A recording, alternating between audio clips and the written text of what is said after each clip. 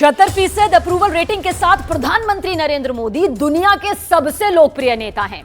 हाल में हुए विधानसभा चुनावों में भी मोदी की गारंटी की काफी चर्चा थी और इस बीच पिछले कुछ घंटे से रूस के राष्ट्रपति व्लादिमीर पुतिन के एक बयान की भी काफी चर्चा है। व्लादिमीर पुतिन ने कहा कि प्रधानमंत्री नरेंद्र मोदी को देश हित में फैसला लेने से डराया या फिर धमकाया नहीं जा सकता। एक कार्यक्रम में उन्होंने कहा कि भारत और रूस के संबंध चौतरफा बढ़ रहे हैं। पुतिन ने यह भी कहा कि दोनों देशों के संबंधों की मुख्य गारंटी नरेंद्र मोदी की नीतियां हैं।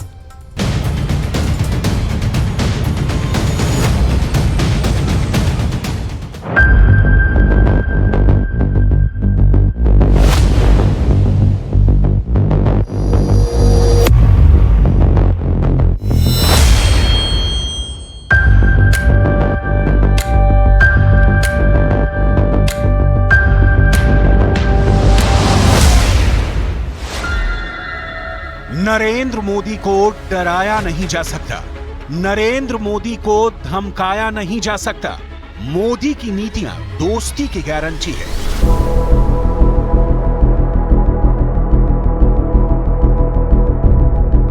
रूस के राष्ट्रपति व्लादिमीर पुतिन के ये शब्द भारत और भारत के प्रधानमंत्री नरेंद्र मोदी के प्रति रूस के विश्वास की मुनादी कर रहे हैं।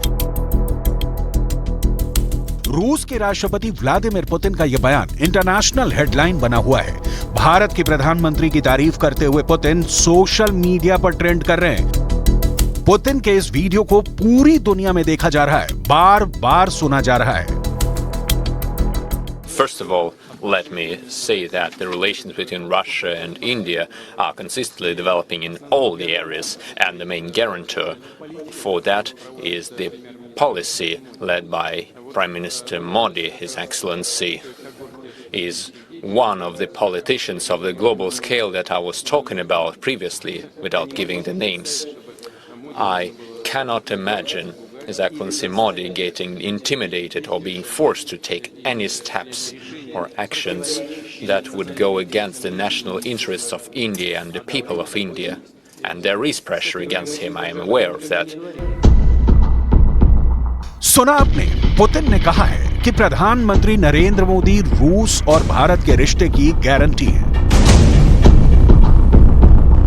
अभी तक भारत की राजनीति में मोदी की गारंटी का नारा ट्रेंड कर रहा था। अब पुतिन का मोदी की गारंटी वाला बयान पूरी दुनिया में ट्रेंड कर रहा है। प्रधानमंत्री नरेंद्र मोदी के नेतृत्व में भारत उस मंजिल पर पहुंच गया है जहां दुनिया की निगाहें एकटक नई दिल्ली की ओर देख रही हैं। रूस जैसे ताकतवर मुल्क के राष्ट्रपति का कहना है कि राष्ट्र हित में लिए गए मोदी के कड़े फैसले और सख्त रुख से कभी-कभी हैरानी होती है। First of all, let me say that the relations between Russia and India are consistently developing in all the areas, and the main guarantor for that is the policy led by Prime Minister Modi. His Excellency is one of the politicians of the global scale that I was talking about previously without giving the names. गर्व कीजिए इस क्षण पर, गुमान होना चाहिए हर एक भारतीय को। विश्व गुरु की संकल्पना सिर्फ भारतीय शास्त्रों की गाथा भर नहीं है, ये सामर्थ्य देश ने प्रधानमंत्री नरेंद्र मोदी के नेतृत्व में अर्जित किया है। मोदी की गारंटी का मतलब क्या होता है? आज पूरा हिंदुस्तान जानता है, अरे पूरी दुनिया भी मानती है कि मोदी की गारंटी मतलब गारंटी पूरा होने की भी गारंटी।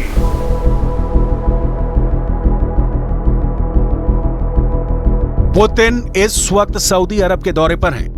इसे पुतिन की मध्य पूर्व कूटनीति का अहम हिस्सा माना जा रहा है।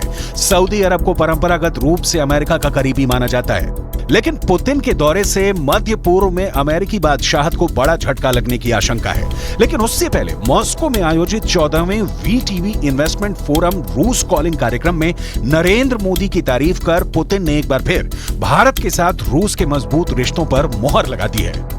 आज रूस के राष्ट्रपति पुतिन मोदी की प्रशंसा करते हैं, बाइडेन प्रधानमंत्री नरेंद्र मोदी की तारीफ करते हैं, उसका कूटनीतिक अर्थ निकलता है।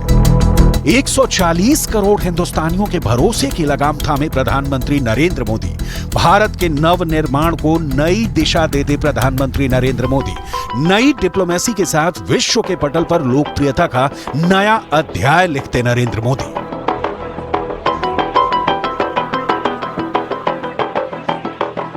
इक्कीसवीं सदी का यह समय पूरी दुनिया को नई दिशा दिखाने वाला और नई दिशा देने वाला एक महत्वपूर्ण समय है। ये वो समय है जब बरसों पुरानी चुनौतियां हमसे नए समाधान मांग रही हैं और इसलिए हमें ह्यूमन सेंट्रिक अप्रोच के साथ अपने हर दायित्व को निभाते हुए ही regard, we should learn from many partners of ours, namely our partners in India. They are mostly focusing on production and use of the cars and vessels produced in India. And in this regard, Prime Minister Modi is doing the right thing by encouraging people to use the brand Made in India. Putin पिछले 2 साल से भारत के दौरे पर नहीं आए हैं। इस साल भारत में हुई G20 बैठक से पहले पुतिन ने मोदी को फोन करके दिल्ली नहीं आने की जानकारी दी थी। पुतिन और मोदी के बीच की दोस्ती कितनी पुरानी है, इसे समझने के लिए अटल बिहारी वाजपेयी सरकार के दौर में चलना होगा। वो 2001 का साल था। नवंबर महीने में रूस में वाजपेयी पुतिन से मिल रहे थे। पीछे हाथ बांधे खड़े थे गुजरात के तत्कालीन मुख्यमंत्री नरेंद्र मोदी। इसी दौरान एक तस्वीर ली गई जिसकी चर्चा आज भी होती है। पुतिन तब भी राष्ट्रपति थे और आज भी हैं, लेकिन पीछे खड़ा वो नेता आज दुनिया के सबसे बड़े लोकतांत्रिक देश का प्रधानमंत्री है। उस समय वाजपेयी ने पुतिन से मोदी का परिचय कराया था। तब पुतिन को अंदाजा भी नहीं रहा होगा कि पीछे खड़े नरेंद्र मोदी एक दिन उनके सबसे करीबी राजनेताओं की लिस्ट में शामिल हो जाएंगे। पुतिन यूक्रेन को लेकर पश्चिम के टारगेट पर है। अमेरिका, यूरोप समेत दर्जनों देशों से दुश्मनी मोल लिए हैं। पुतिन ने इस वक्त पूरी दुनिया से टक्कर ली हुई है। अमेरिका और यूरोप उन्हें आर्थिक रूप से अलग थलग करने में लगे हैं, लेकिन पुतिन ने हर चैलेंज का सामना किया है। भारत भी उन देशों में है जिसने रूस पर लगी पाबंदियों की फिक्र किए बिना पुतिन का साथ देने का फैसला किया। जंग शुरू होने के बाद भारत ने रूस से भारी मात्रा में क्रूड ऑयल इंपोर्ट किया।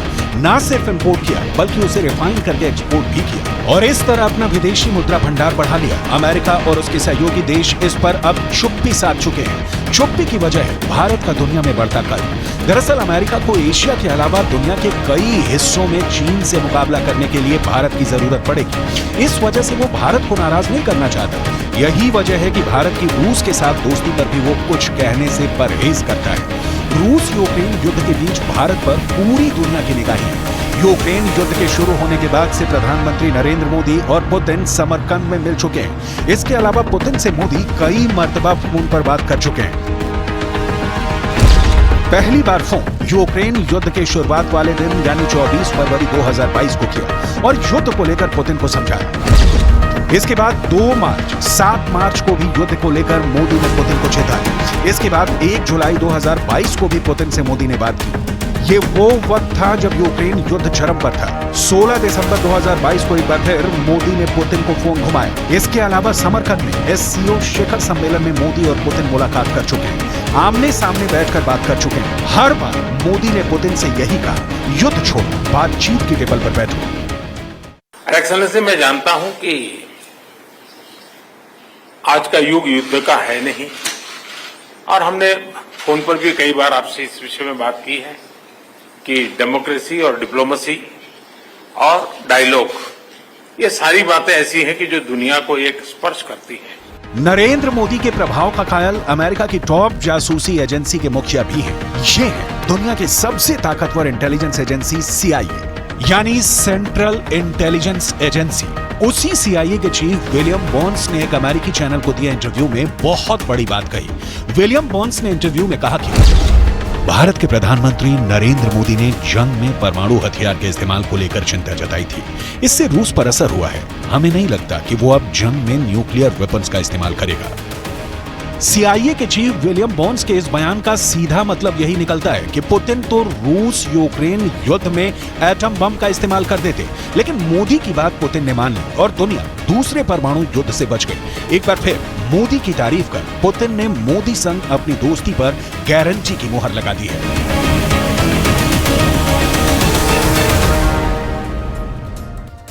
24 घंटे सातों दिन बीजेपी एक ऐसी पार्टी है जिसको चुनाव की मशीन माना जाता है। हर वक्त चुनाव के लिए तैयार रहने वाली बीजेपी अब लोकसभा चुनाव की जमीन बनाने में जुट गई है और अब बीजेपी को एक बहुत ही बड़ा मुद्दा मिल गया है। ये एक ऐसा मुद्दा है जिस पर खुद प्रधानमंत्री नरेंद्र मोदी ने ट्वीट भी किया और अब बीजेपी इस मुद्दे पर पूरे देश में विरोध प्रदर्शन की तैयारी भी कर रही है।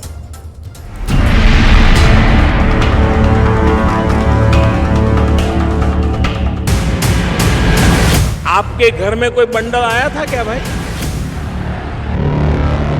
तो ये बंडल के बंडल कहां जाते थे? नोटें छप रही थी, महंगाई बढ़ रही थी और नोटों के बंडल कहीं छिप जाते थे। मैं भी पीछे लगाऊं, निकालो। आ रहा है, आपने देखा होगा कोने कोने से।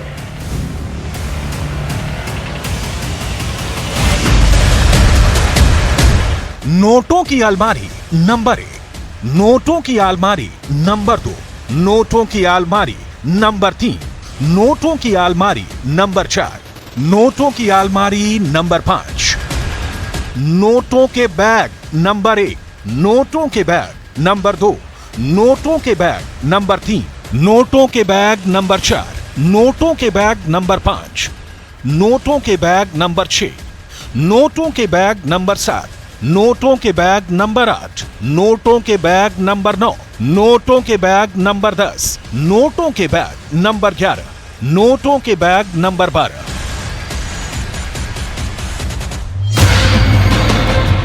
ये कांग्रेस पार्टी के सांसद का कैश लॉक है। ये देखकर आप हैरान हो रहे होंगे, इतने नोट कभी एक साथ देखे हैं क्या? एक एक अलमारी नोट से ठसाठस भरी है। आम लोगों की अलमारियों में तो आम चीजें होती हैं, लेकिन ये कांग्रेस पार्टी के सांसद धीरज साहू से जुड़ी कंपनी की अलमारियां हैं जिनमें नोट ही नोट भरे हुए हैं। दावा किया जा रहा है कि इस तरह की नोटों से भरी हुई 8 से ज्यादा अलमारियां मिल चुकी हैं और अगर तस्वीरें देखें तो वीडियो में ही नोटों के बंडलों के 1 दर्जन बैग नजर आ रहे हैं। यह मामला इतना बड़ा है और नोटों की संख्या इतनी ज्यादा है कि खुद प्रधानमंत्री नरेंद्र मोदी ने भी ट्वीट कर दिया है। प्रधानमंत्री मोदी ने लिखा है, देशवासियों इन नोटों के ढेर को देखें और फिर इनके नेताओं के ईमानदारी के भाषणों को सुनें। जनता से जो लूटा है उसकी पाई पाई लौटानी पड़ेगी, यही मोदी की गारंटी है। लोकसभा चुनाव शुरू होने के 3 महीने पहले निकले ये लाखों नोट मोदी विरोधी गठबंधन को बहुत मुसीबत में डालने वाले हैं। अच्छे अच्छे लोगों के चेहरे पर से चमक चली गई। पूरा दिन मोदी मोदी कर रहे हैं, मोदी मोदी। आखिर ये नोट किसके हैं? इतने नोट इकट्ठे कहां से हुए? आखिर इन नोटों पर प्रधानमंत्री को क्यों ट्वीट करना पड़ा? सब आपको बताने वाले हैं, लेकिन सबसे पहले आपको कांग्रेस के सांसद धीरज साहू की कंपनी के इस कैश लॉक के बारे में पूरी जानकारी दे देते हैं। ओडिशा में मौजूद डिस्टिलरी समूह और उससे जुड़ी संस्थाओं के खिलाफ आयकर विभाग ने तलाशी की है। आयकर विभाग को उम्मीद है कि इस तलाशी अभियान में 250 करोड़ रुपए कैश मिलने की संभावना है। अब तक 200 करोड़ की नकदी जब्त की जा चुकी है। अब तक हुई छापेमारी में 40 लाख से ज्यादा नोट बरामद हो चुके हैं। आपके घर में कोई बंडल आया था क्या भाई? तो ये बंडल के बंडल कहां जाते थे? नोटें छप रही थी, महंगाई बढ़ रही थी और नोटों के बंडल कहीं छिप जाते थे। मैं भी पीछे लगाऊं, निकालो। आ रहा है, आपने देखा होगा कोने कोने से।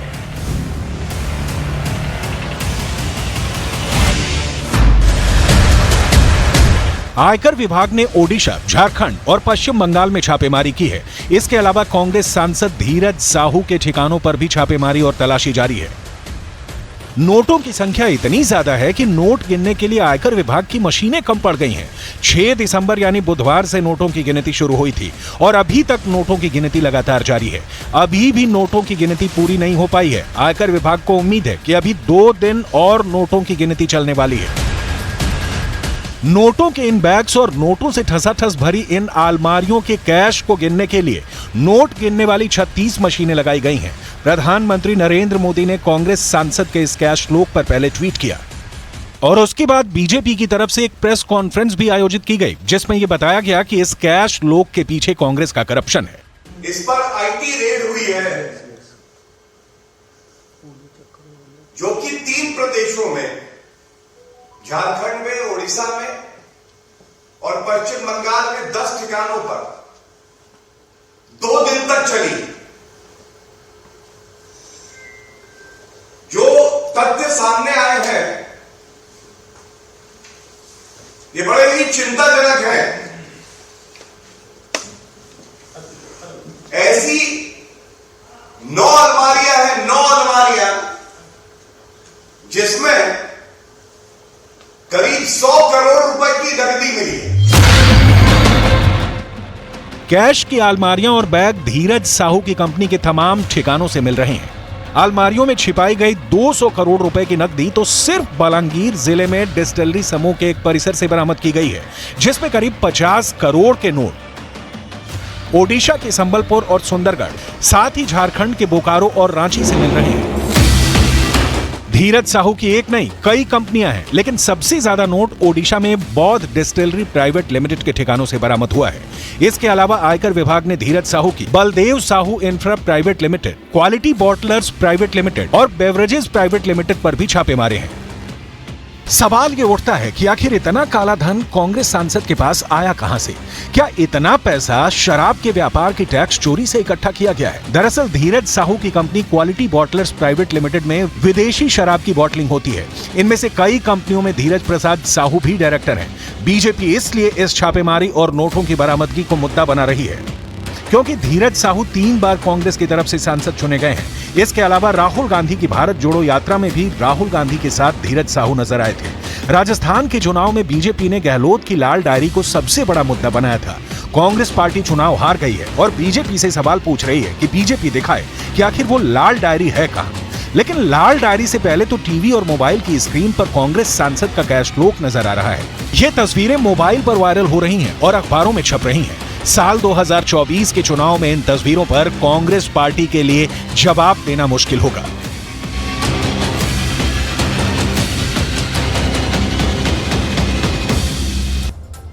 और इस बीच केंद्रीय मंत्री अनुराग ठाकुर ने कांग्रेस पर बड़ा हमला बोला। कांग्रेस सांसद के ठिकानों से 200 करोड़ से ज्यादा का कैश बरामद होने पर अनुराग ठाकुर ने गांधी परिवार पर आरोप लगाया। अनुराग ठाकुर ने सवाल पूछा कि क्या ये पैसा कांग्रेस की तिजोरी भरने के लिए था या किसी खास परिवार का था। इस पर कांग्रेस हाईकमान को जवाब देना चाहिए, तो बीजेपी हमलावर रुख अख्तियार कर चुकी है इस पूरे मुद्दे को लेकर। क्या ये पैसा कांग्रेस की तिजोरियां भरने के लिए केंद्र हाईकमान को दिया जा रहा है? पार्टी का है, परिवार का है, आखिर पैसा किसका है? इस बात का जवाब देना पड़ेगा। ये बार बार बात सामने आई कि एक काली कमाई से केंद्र में, दिल्ली में पार्टी और परिवार तक पैसा भिजवाया जाता था। ऐसी बातें सामने आती हैं और चुप्पी कांग्रेस की और राहुल जी की और सोनिया जी की दिखाती है कि कहीं ना कहीं दाल में कुछ काला है। लॉगिन दुबई की इनसाइड स्टोरी अब आपके सामने कच्चा चिट्ठा के जरिए रखेंगे। लोकसभा स्पीकर ने टीएमसी की नेता महुआ मोइत्रा को सदन से निष्कासित कर दिया। एथिक्स कमेटी ने निष्कासन वाली रिपोर्ट स्पीकर को सौंपी थी। महुआ मोइत्रा को सदन से निकाले जाने को लेकर विपक्ष ने बहुत हंगामा खड़ा करने की कोशिश भी की, लेकिन स्पीकर ने वोटिंग करवाई और फैसला महुआ मोइत्रा के खिलाफ सुना दिया गया। 54 दिन लंबे चले क्वेरी फॉर कैश केस अंजाम तक पहुंच गया है, लेकिन महुआ मोइत्रा का कहना है कि वो कोर्ट जाएंगी।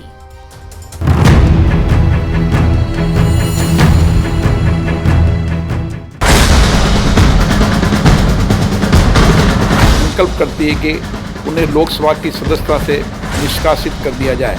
जो सदस्य इस प्रस्ताव के पक्ष में हाँ गए हैं।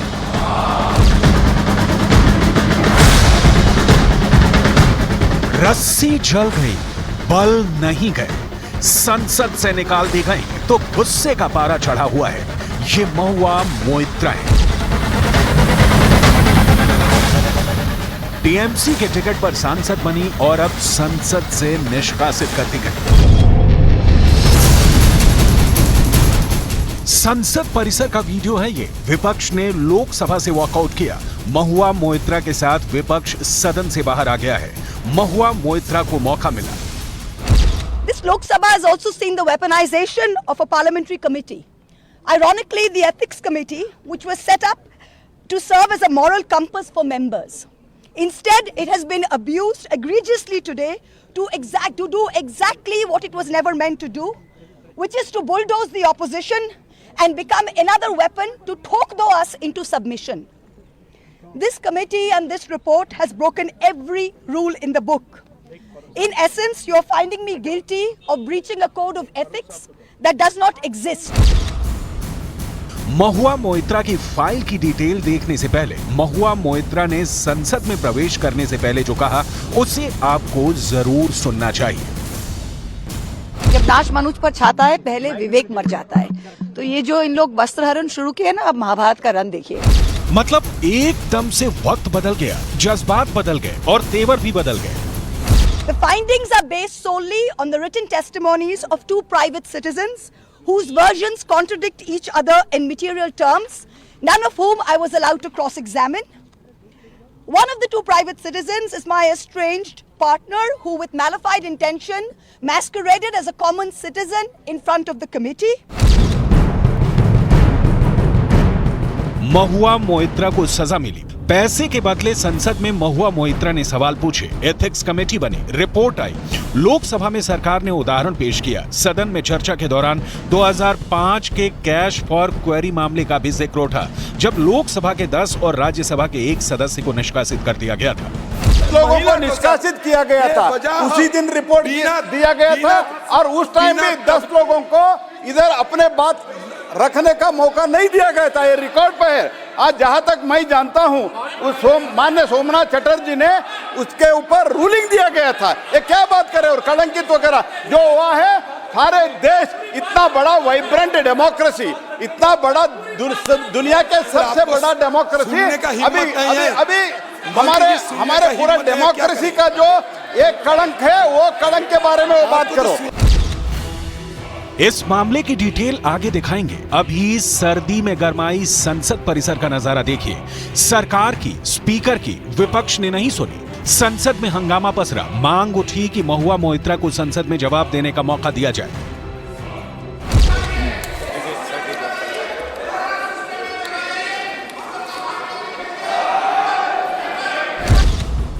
स्पीकर ने मांग खारिज कर दी। वोटिंग हुई, फैसला आया। ये सदन समिति के निष्कर्ष को स्वीकार करता है कि सांसद महुआ मोइत्रा का आचरण एक सांसद के रूप में अनैतिक और अशोभनीय था, इसलिए उनका सांसद बना रहना उचित नहीं है। संसद सदस्यता को लेकर स्पीकर ओम बिरला के ये शब्द महुआ मोइत्रा के अब तक के सियासी सफर का आईना है। सियासत की फिसलन भरी सीढ़ियों पर महुआ मोइत्रा बहुत तेज सफर कर रही थी, लेकिन इस सफर में उन्होंने लंदन से लेकर कोलकाता तक कुछ ऐसे काम कर डाले जिसे देखकर देश सन्न रह गया। महुआ मोइत्रा का पूरा कच्चा चिट्ठा आपको दिखाएंगे। आपको आगे बताएंगे कि महुआ मोइत्रा पर किसने लगाया आरोप, महुआ मोइत्रा के खिलाफ क्या थे आरोप, महुआ मोइत्रा को लेकर एथिक्स कमेटी की रिपोर्ट में क्या कहा गया और अब महुआ मोइत्रा यहां से किस ओर जाएंगी।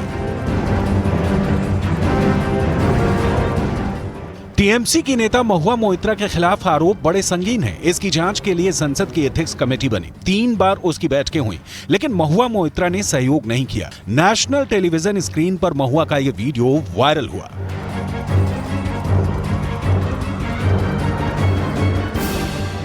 महुआ मोइत्रा पश्चिम बंगाल के मुख्यमंत्री ममता बनर्जी की खोज है। ममता बनर्जी ने ही महुआ को अपनी पार्टी तृणमूल कांग्रेस से टिकट दिया और लोकसभा भेजा। महुआ मोइत्रा सियासत में अपनी इमेज ममता बनर्जी से अलग करने में कामयाब रही, लेकिन पावर के जाल ने महुआ मोइत्रा का मन ऐसा मोहा कि अब उन पर भ्रष्टाचार के संगीन दाग हैं, जिसका धुलना बहुत मुश्किल है। बीजेपी सांसद निशिकांत दुबे ने महुआ मोइत्रा पर संसद में पैसे लेकर सवाल पूछने का आरोप लगाया। उन्होंने सुप्रीम कोर्ट के वकील जय अनंत का एक पत्र भी सार्वजनिक किया, जिसमें कथित रूप से हीरानंदानी और महुआ मोइत्रा के बीच पैसे के लेन देन का ब्यौरा था। इन आरोपों के सामने आते ही महुआ मोइत्रा ने जय अनंत और निशिकांत दुबे दोनों को कानूनी नोटिस भेज दिया और आरोपों को खारिज कर दिया। इन आरोपों को बेबुनियाद बता दिया। हालांकि बाद में संसद की एथिक्स कमेटी ने आरोपों की जांच की और महुआ मोइत्रा को संसद से निष्कासित करने की संस्तुति की, जिस पर लोकसभा ने आज मुहर लगा दी। बहुत दिलचस्प है महुआ मोइत्रा पर लगे आरोप, जिसे डिटेल में समझे बिना आप महुआ मोइत्रा के खिलाफ हुए फैसले को सरल शब्दों में नहीं समझ पाएंगे।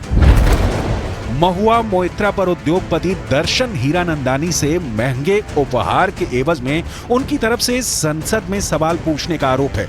इतना ही नहीं, महुआ मोइत्रा पर आरोप है कि अपने संसदीय लॉगिन आईडी और पासवर्ड को भी हीरानंदानी को बताया, ताकि वो महुआ मोइत्रा के बिना खुद ही सीधे सवाल पूछ सकें। रियल एस्टेट कारोबारी निरंजन हीरानंदानी के बेटे दर्शन हीरानंदानी सरकारी गवाह बन गए। दर्शन हीरानंदानी ने अपने हलफनामे में कबूल किया है कि उन्होंने अडानी ग्रुप के मामले में संसद में सवाल पूछने के लिए टीएमसी सांसद महुआ मोइत्रा के संसदीय लॉगिन का इस्तेमाल किया। इससे साफ है कि महुआ मोइत्रा के मामले में कुछ तो गड़बड़ है। हीरानंदानी ने दावा किया कि महुआ ने महंगे लग्जरी आइटम, दिल्ली में उनके बंगले की मरम्मत, देश और दुनिया में अलग अलग जगहों पर यात्राओं के लिए उनसे कई बार मदद ली। मैं महुआ को 2017 से जानता हूं, तब मैं उनसे बंगाल ग्लोबल बिजनेस समिट में मिला था। उस वक्त महुआ बंगाल में विधायक थी और समिट में उद्योगपतियों से मिली थी। उस मुलाकात के बाद मैं और महुआ लगातार संपर्क में रहे और धीरे धीरे करीबी दोस्त बन गए। महुआ बहुत महत्वाकांक्षी थी। वो राष्ट्रीय स्तर पर जल्द अपना नाम बनाना चाहती थी, लेकिन इसमें समस्या थी कि पीएम मोदी की प्रतिष्ठा बड़े स्तर पर है। कोई नीति, शासन या निजी आचरण के स्तर पर उन पर कोई आरोप नहीं लगा सकता।